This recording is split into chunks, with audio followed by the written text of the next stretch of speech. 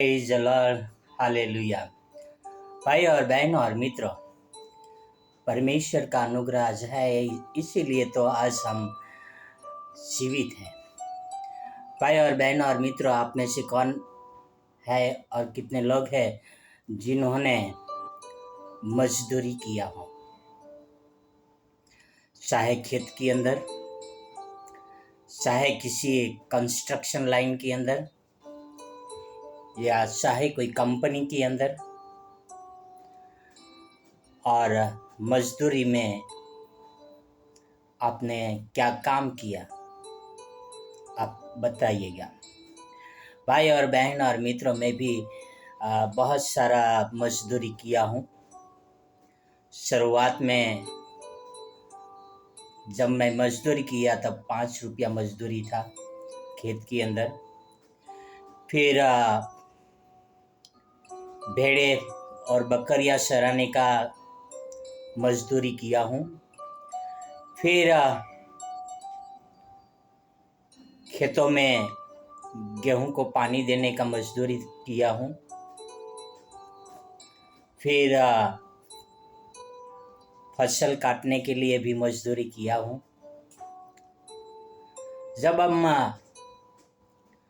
फसल काटते हैं तब एक ध्यान रखते हैं कि फसल काटने के टाइम पर कोई ऐसे दाने ना आ जाए, ऐसा छोड़ ना आ जाए जिससे हम गेहूं काट रहे हैं तो पूरा गेहूं को खराब कर दें। और दूसरा चीज़ यह है कि हम जब किसी के वहाँ पर मजदूरी पे जाते हैं तो किसान हो या कोई ठेकेदार हो, और वह ऐसे मजदूर को पसंद करता है जो काम करता हो।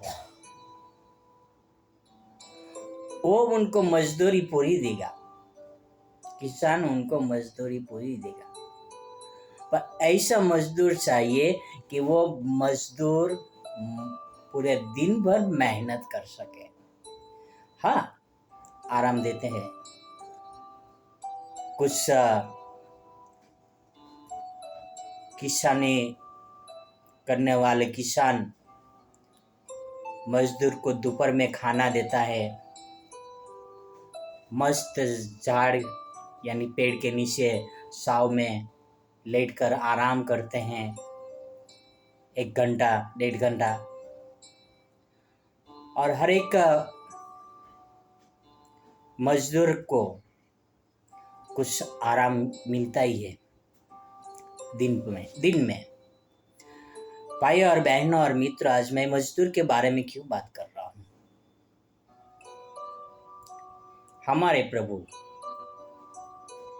यीशु मसीह को भी मजदूर चाहिए। हमारे प्रभु यीशु मसीह को भी मजदूर चाहिए। किस लिए? ये पृथ्वी भर की जो फसल है वह पक चुकी है। वो फसल को काटने के लिए मजदूर चाहिए। उसका मतलब क्या है कि समय निकट आ गया है। पृथ्वी पे जो हर एक मनुष्य है वह फसल है। जो प्रभु यीशु मसीह की सेवा कर रहे हैं वह मजदूर है। और हमें इस पाप से भरा हुआ जो फसल है, उस फसल में से ऐसे लोगों को साट के निकालना है जो प्रभु यीशु मसीह के लिए सेवा कर सके, प्रभु यीशु मसीह के लिए मजदूरी कर सके। भाई और बहन और मित्र, प्रभु यीशु मसीह ने जो उन पर विश्वास करते हैं, जो पापों से मन फिराया है, उनके लिए ऑलरेडी मजदूरी पे कर दिया है। हमारे हिसाब से हम जो पाप किए थे, पापों के हिसाब से हमारे मजदूरी तो मृत्यु होना चाहिए था, पर प्रभु यीशु मसीह में हमें एक अनंत जीवन मिला है। हमारी मजदूरी प्रभु यीशु मसीह ने पे कर दिया है। कुछ पास्टर, कुछ प्रचारक जो सैलरी लेके मजदूरी करते हैं, उन्हें यह सोचना चाहिए कि आपकी मजदूरी यीशु मसीह ने ऑलरेडी पे कर दिया है। क्या आप फ्री में प्रभु यीशु मसीह की मजदूरी कर रहे हैं? आप क्या यीशु मसीह के लिए सेवा कर रहे हैं?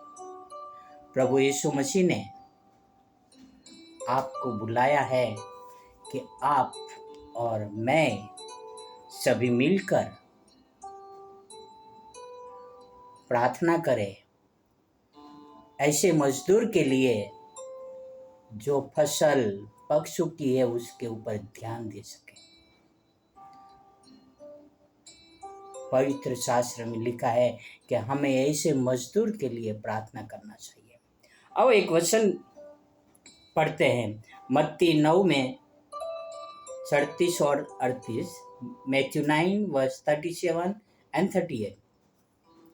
तब उसने अपने चेलों से कहा, फसल तो बहुत है पर मजदूर थोड़े हैं, इसलिए फसल के स्वामी से विनती करो कि वह अपने खेत में काम करने के लिए मजदूर भेज दे। Praise the Lord.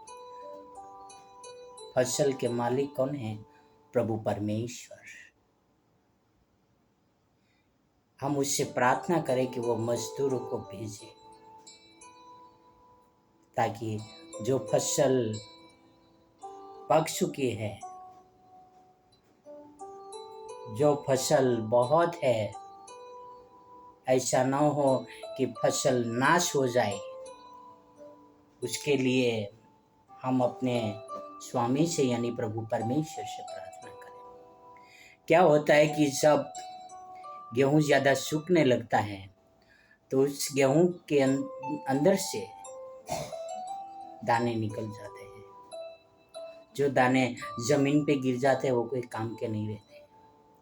तो इसीलिए जो भी दाने जमीन में गिर जाएगा वो कोई काम का नहीं रहेगा। इसीलिए फसल पक चुकी है, बहुत फसल है, इसलिए अपने स्वामी से प्रभु परमेश्वर से प्रार्थना करें कि वह मजदूर को भेजे। आओ हम एक प्रार्थना करें। स्वर्ग और पृथ्वी के अधिकारी, धन्यवाद करता हूँ आपके प्रेम के लिए, आपके वचनों के लिए। आपने हमें जिम्मेदारी दी है पिता कि हम फसल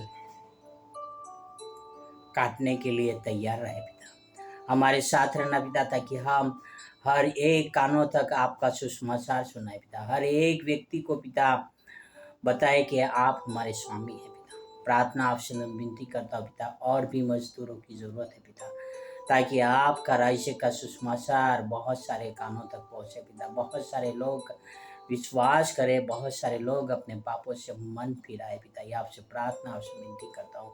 धन्यवाद आपके अनमोल वचनों के लिए, आपके प्रेम के लिए, आपके अनुग्रह के लिए पिता। यह सारी प्रार्थना मेरे उद्धार करता प्रभु का प्रभु यीशु मसीह के नाम से करता हूँ। आमीन, आमीन, आमीन। God bless you. Have wonderful.